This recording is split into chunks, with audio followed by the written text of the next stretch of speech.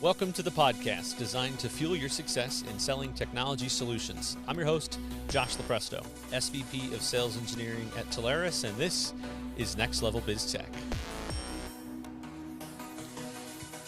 Everybody, welcome back. We are wrapping up a track today called The Art of Discovery Calls, Stories from Military Intelligence Style Negotiation. And I'm not saying that just because JP's from the East Coast and that's how they do things, but I think he's got some good insight here. JP Panzica, Accelerate Partners. Welcome on, buddy. Thank you, Josh. Great to be here with you. I'm Appreciate the time. I'm excited, man. You've got a pile of experience in this. You know how to sell to customers. You know how to go up market. You know how to do the hard stuff. So, let's kick this off. Let's just hear a little bit about your story, your background, how you got into this space. Has it been a winding path? Crazy stories? What do you got? Oh boy, we're gonna have to rewind the tape for a long time because I've been doing this way longer than I care to admit, but I think I'll tell you. Um, 1995, I started my career, so that might be 4 decades worth of experience. That is frightening to think about because I am still a juvenile, the way I conduct myself and behave, and my wife will tell you that as well. So, um, my career, I started in 95. I was started in customer service.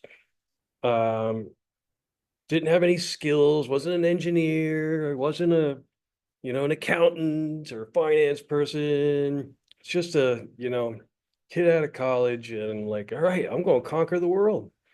And my first job, I was actually selling back in the day. Actually, I'm going to test you here. Did you Did you ever read anything about technology service called Telex back in the days? That is a no. Okay. Okay. I thought that might be the case. So teletype, telex, Twix. Oh, and now teletype. Now I do know teletype. Yeah. Love me a teletype.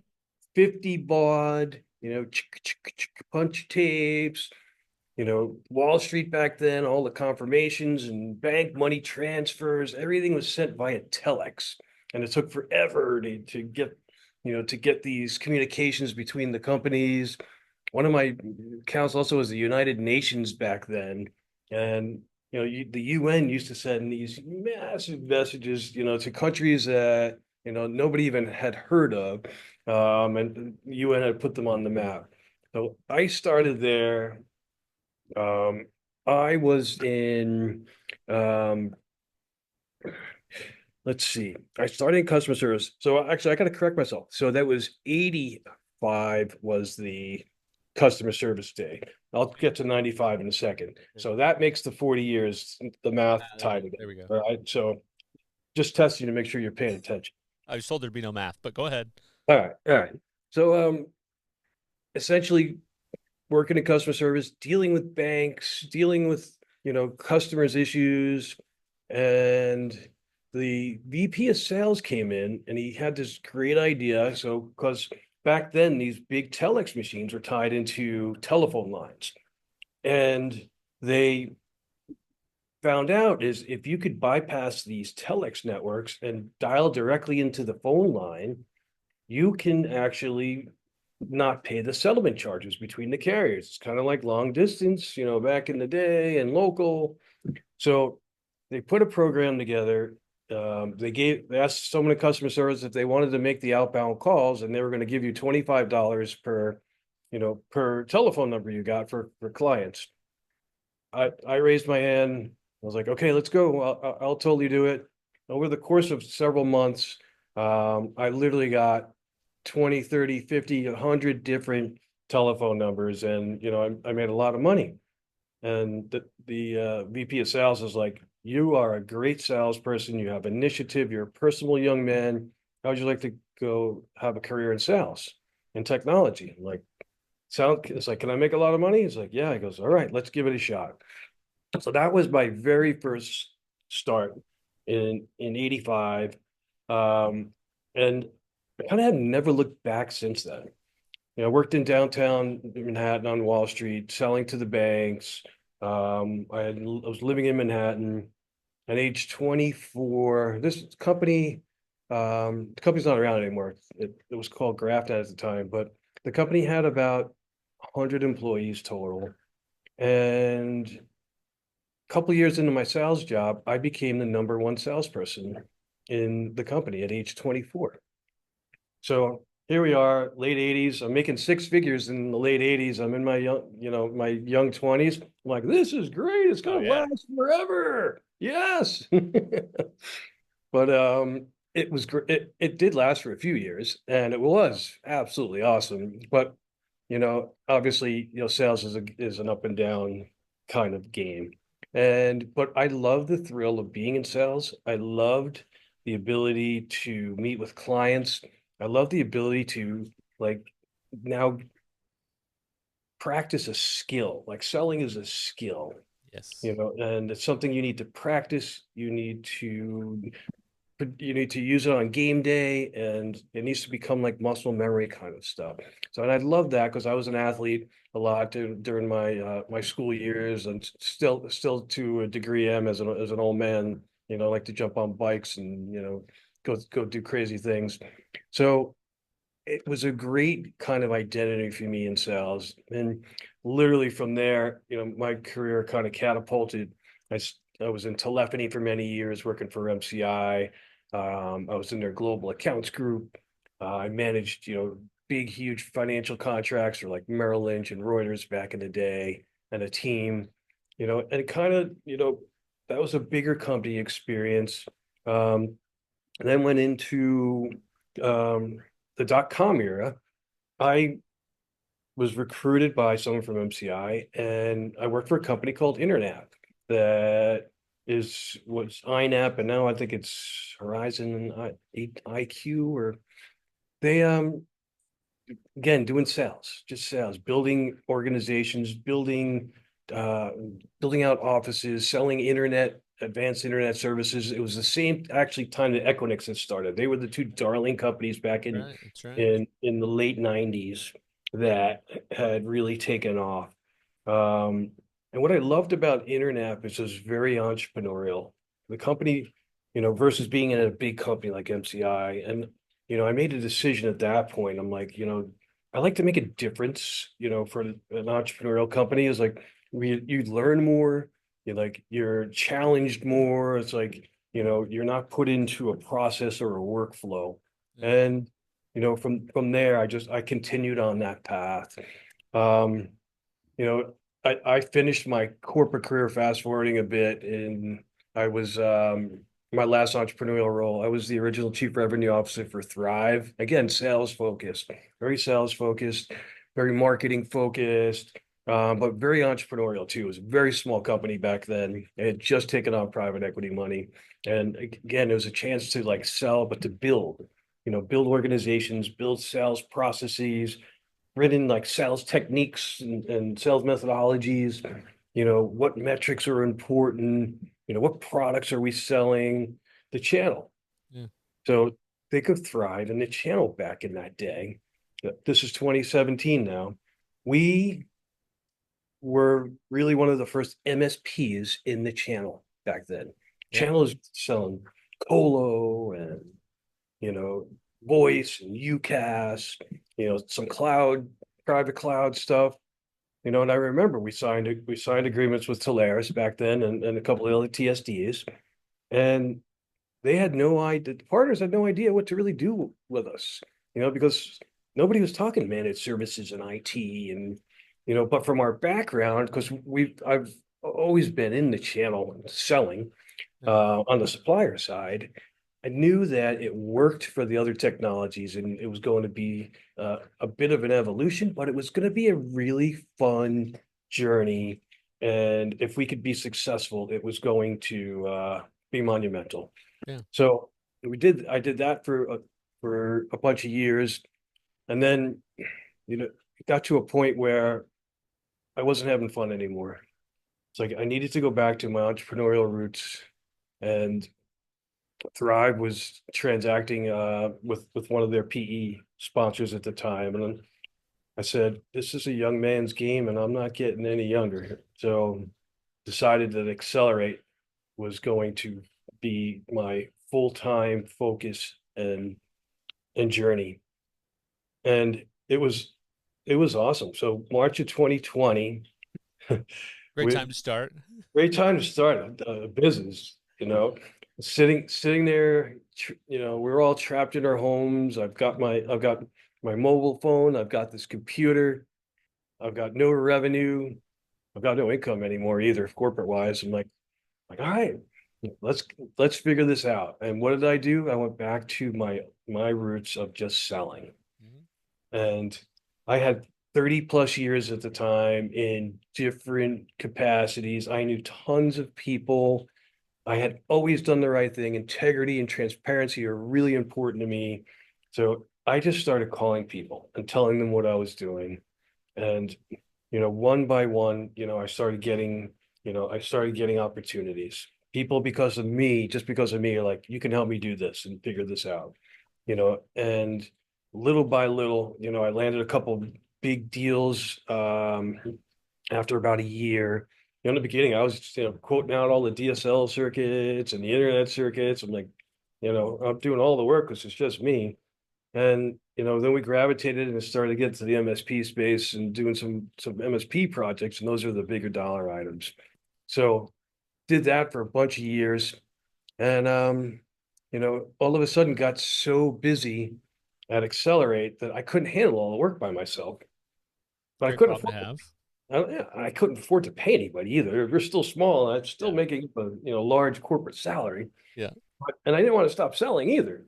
So I convinced a gentleman, John Manganiello, who was with us today.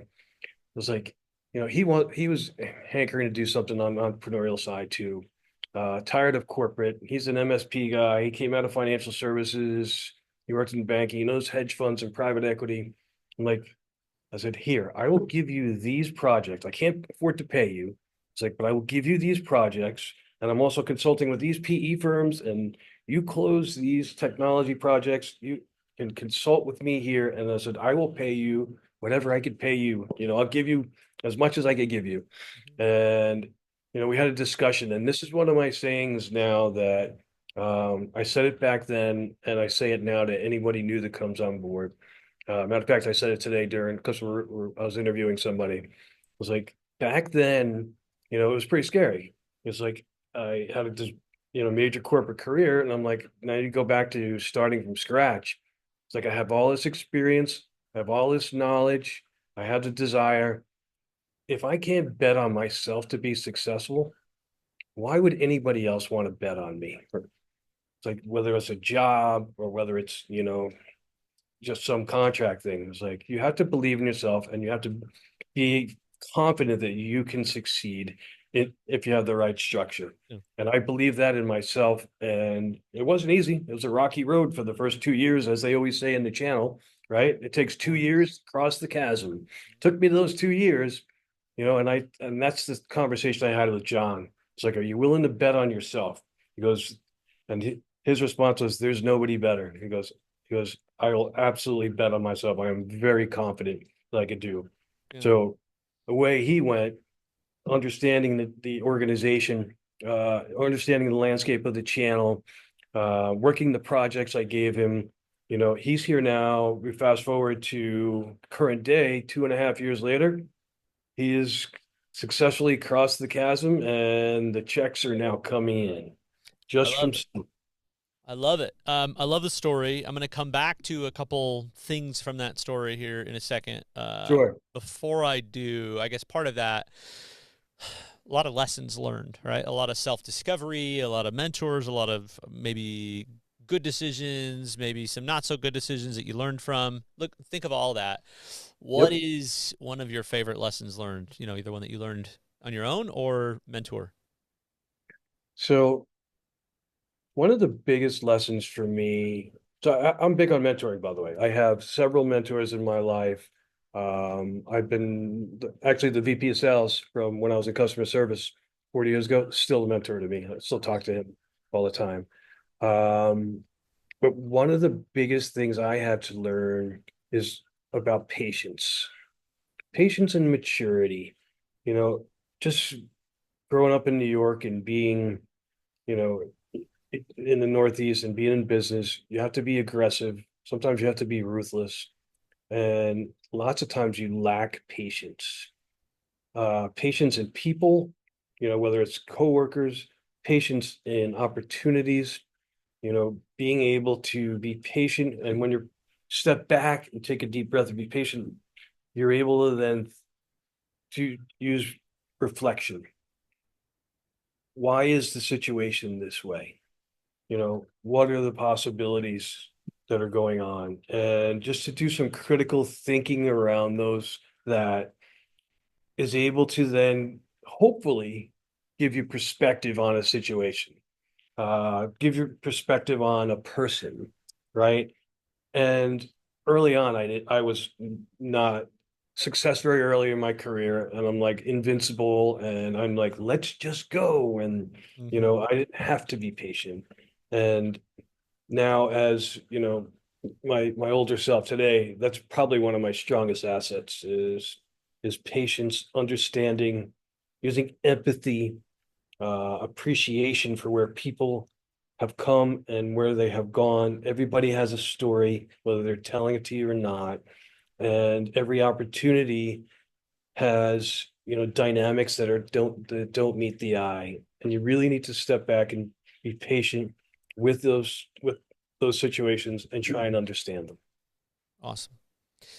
Okay, so let's talk about. I mean, this is about complex discovery calls and skill sets and sales methodologies and things like that. So let's first look back. Let's think of early JP.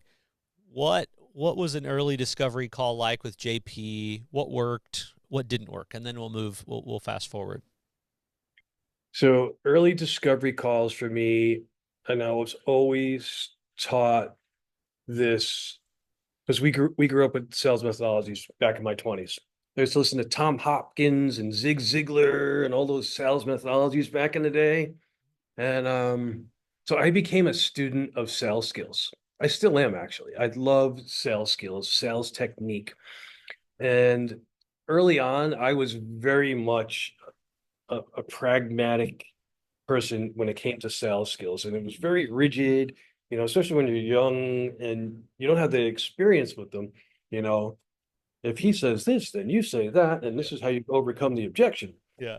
So I was very young and very idealistic with sales skills back in that day. Although lots of times they still worked, I was a believer in them. Um, but I always used sales skills.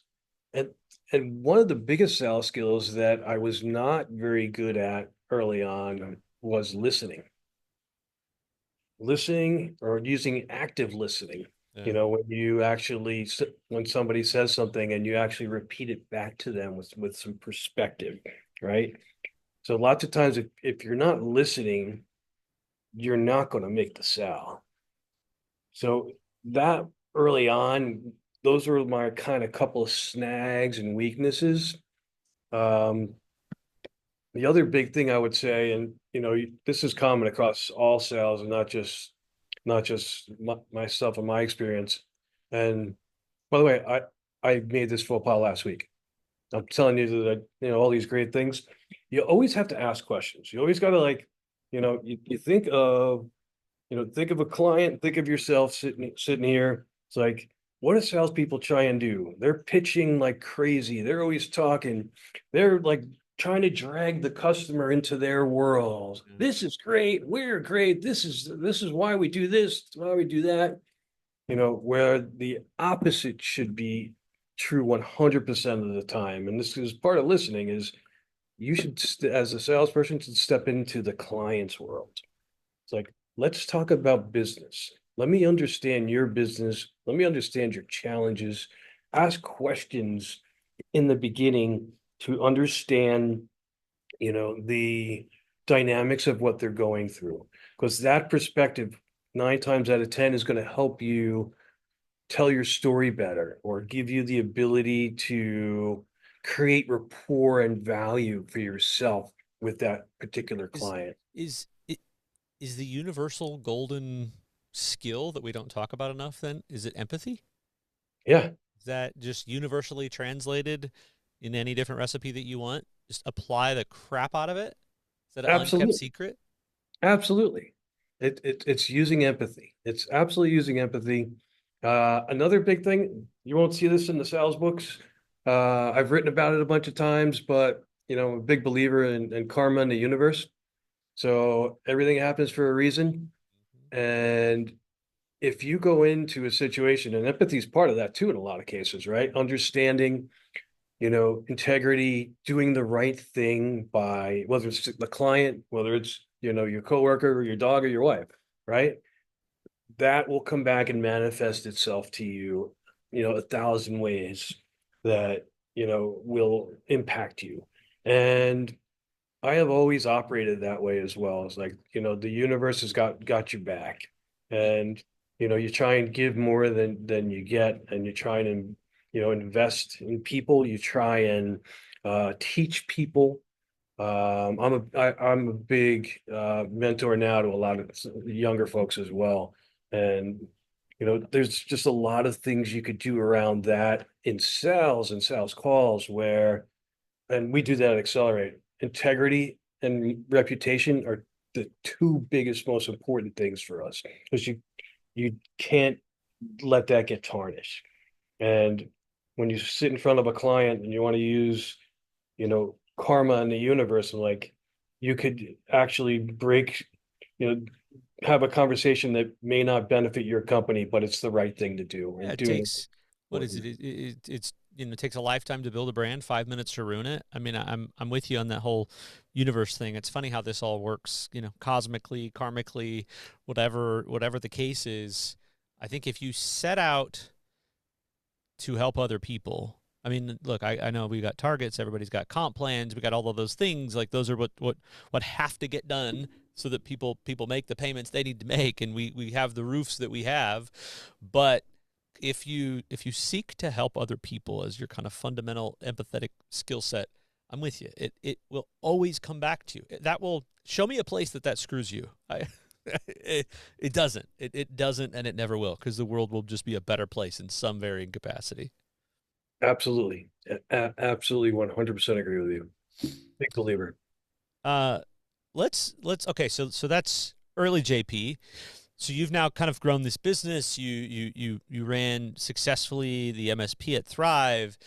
So now you're into these more complex deals. You've moved even into larger customers, right? Customers of all sizes. How does that? How does later negotiation and tactic and strategy change for you? So it changes now because my role is different, right? I'm the founder, I'm the CEO. I have really talented sellers underneath me. Um, and when we go into situations, it's more now about what we've done, who we are, and how we can help them, at a very strategic level. Um, we have a lot of conversations. Everything starts in the C-suite with us. Everything starts in the C-suite. CEO, CFO, CRO, you name it, CMO, COO. Having conversations about business is universal, right? So you're gonna you need to be very comfortable when you step into that client's world and you're talking to the CFO.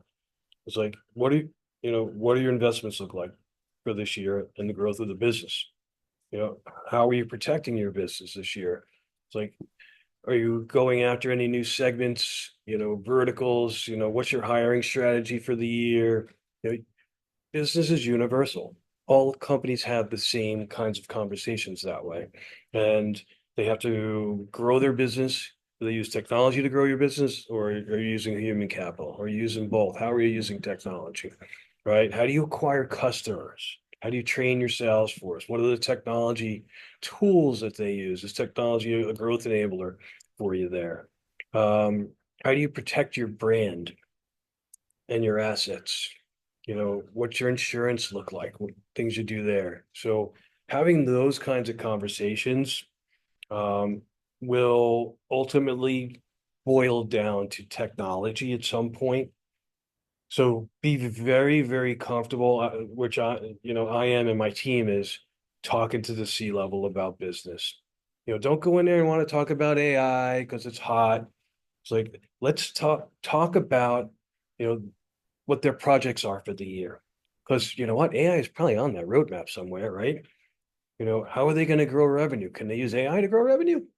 You know, how, employee productivity. That's another big thing. It's like, let's talk about employee productivity. And one of the things that's going to happen is you're going to get into technology, and AI has got some really good use cases there. So I would say that's the biggest difference for me today is, I'm talking CEO to CEO. I'm talking to private equity operating executive that sits on boards of 4 portfolio companies, and what we see across industry and things that they could take to their portfolio companies or things that conversations that we could come in and help them be successful. So let's put all this negotiation together.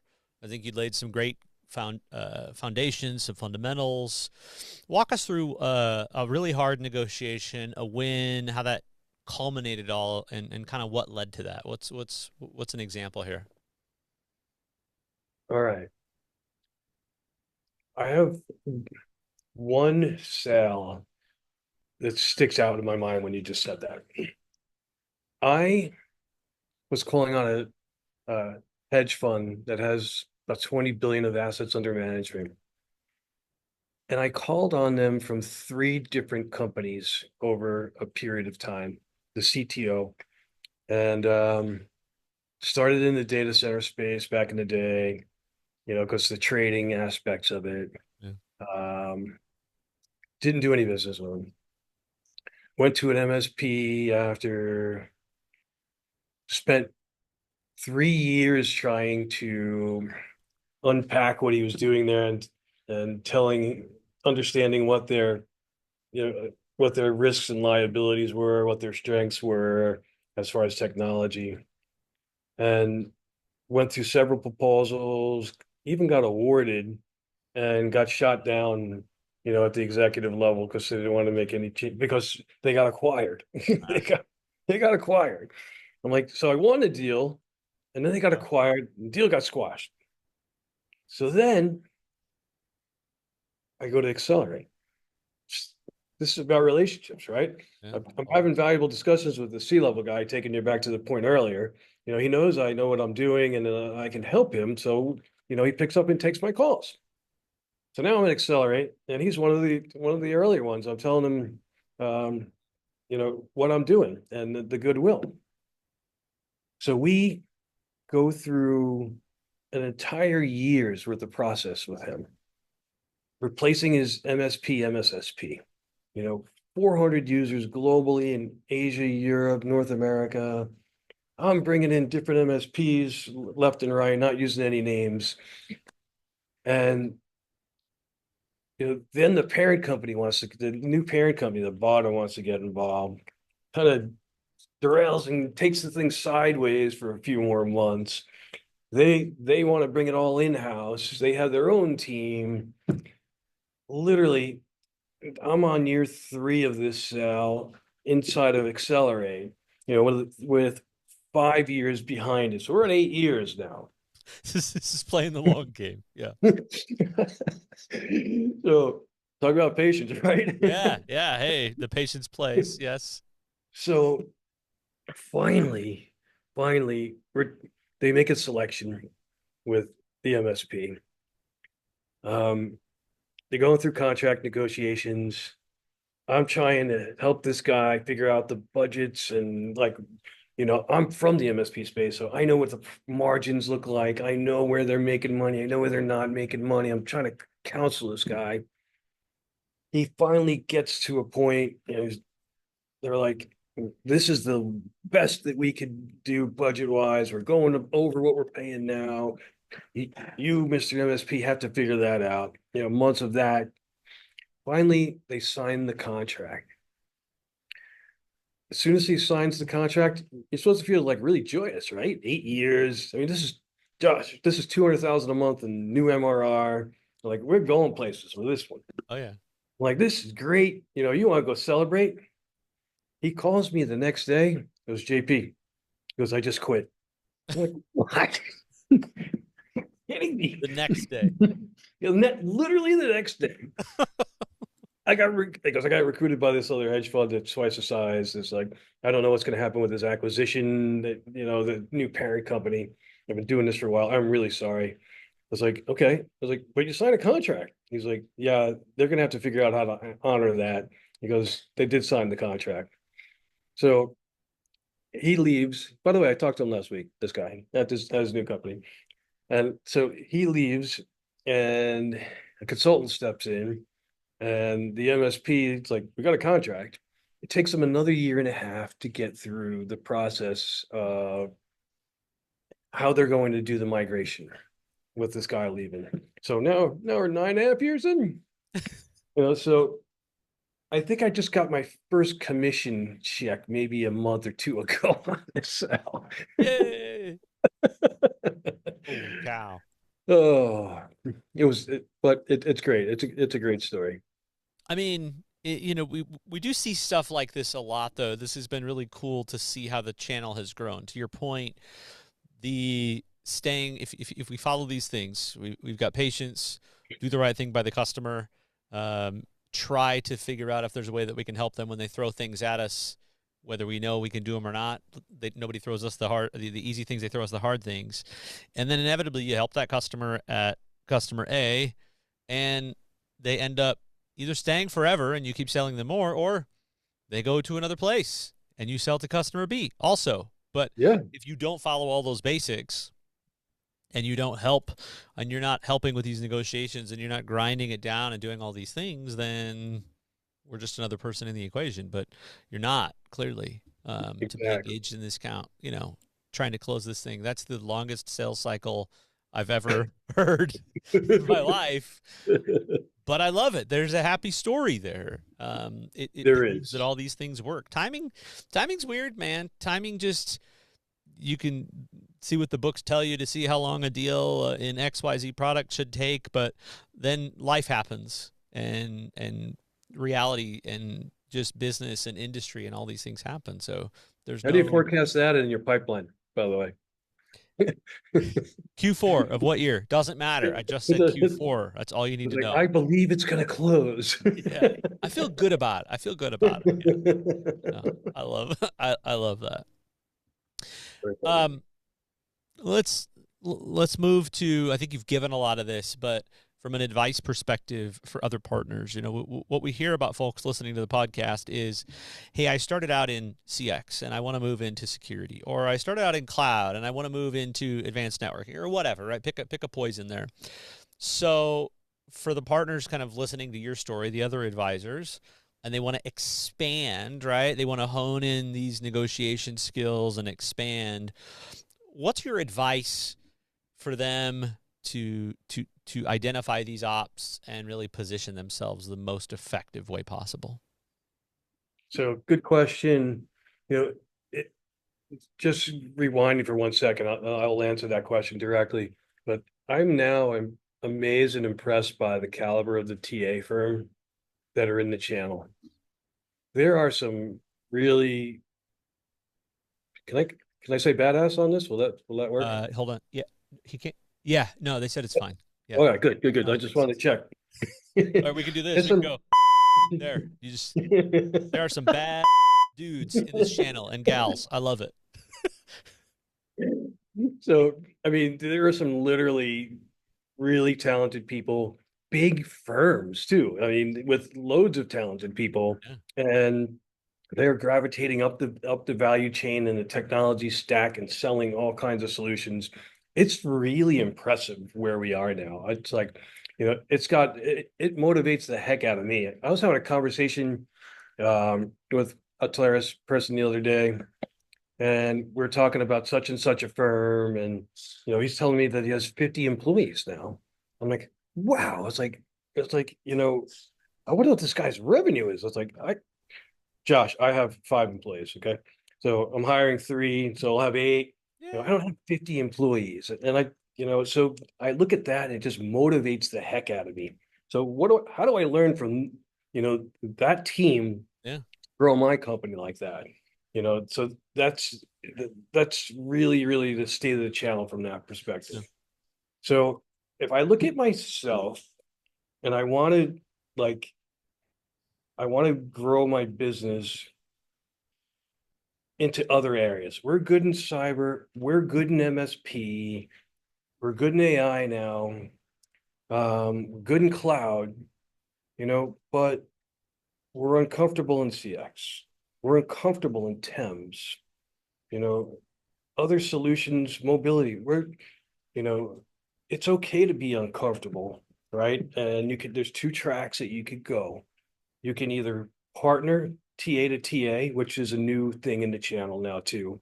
We are the cyber CISO cloud experts for a bunch of TA firms, and we help them close opportunities. Um, Conversely, we have done the same thing back. It's like Thames is a massive offering. I love Thames. You could walk into, I was in a Fortune 100, $36 billion a year public company meeting the president, you know, a month ago in New York with my team. I was like, I never would have been able to get into that door. Yeah. It's like, but we were talking about technology expense management and being able to control costs. And now it goes across licensing. So I was very uncomfortable with that in the beginning. I partnered with a TA firm at a PA. Love these guys. They've taught us so much. They're our experts. So we now go in and talk TEMS, and when we get the opportunity identified, we're bringing them in because they got a deep bench of experts. So I think TA to TA partner is a really, really strong thing because you can't master everything unless you're the 50-person firm that's bringing in subject matter experts and your private equity back, you know, then you could do those things. But for the little guys like us, or maybe people smaller than us, or maybe people that are in same size as us, but they're selling, telecom or UCAS, being able to engage a trusted advisor that has that discipline and working with them to just increase your wallet share. That's an important thing I would say for some firms to do because it's immediate reward too. It's like, all right, we got all these clients. It's like, who can we sell temps to? Who can we sell CX to? We have a CX relationship now as well. It's like, who can we sell or who can we consult with and get these meetings? And let's just see if there's opportunities. Because the easiest thing is you have all these existing relationships, right? Yeah. Why? It's like they'll take a meeting with you. It's like have a conversation and make it a business conversation. It's like if you want to talk about CX, let's talk about user experience. Let's talk about employee productivity. Let's talk about hiring, right? And how CX can impact all of those things. So, that would be a huge piece of advice that I would give. The other thing, and I mentioned the word before, was to be comfortable being uncomfortable. Growth happens when you're uncomfortable because you're going to focus, you're going to get strategic, you're going to start to understand yourself and your business, at a different level. And when you're uncomfortable like that, and whether it's taking on a new technology or whether it's hiring a salesperson for growth, or one of the big things I did, um, we just we just brought on another very senior seller partner in the firm yesterday, and I had our sales meeting on Monday, and I'm like, I'm no longer going to be selling any deals. It's like I'm no longer going to be, I did that for years, and I love to sell. I think I might have made that a little clear in this meeting.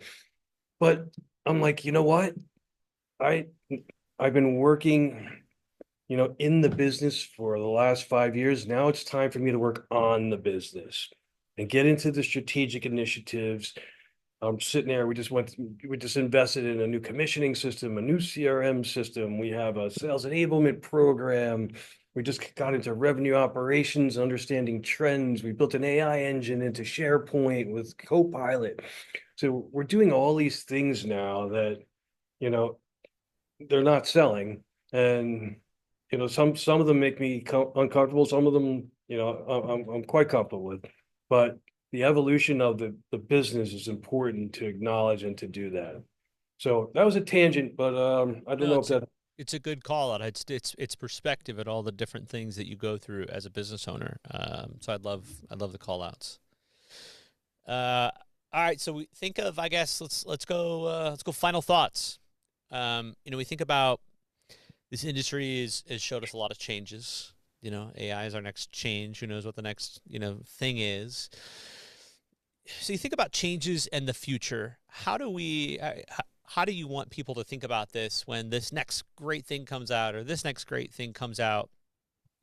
How should we be thinking about that as advisors? And where should we be paying attention to or not paying attention to? And just give us your final thoughts. Sure, sure. So I personally feel extremely fortunate to be in the position that I am, the CEO of a trusted advisor firm. And just looking at what's happened over the past 5 years is you couldn't predict. I couldn't predict. Looking in over the horizon now, we are sitting as the tip of the spear in my mind as it relates to business, technology, and growth. It's like their technology is changing so rapidly. There are new technologies that are going to come into place. Um, there are new regulations that are going to come in. AI regulation is going to be huge. That's obviously we have to figure out how AI compliance is going to work. That's just starting. Another huge thing is, think of CMMC in the DoD supply chain space, right?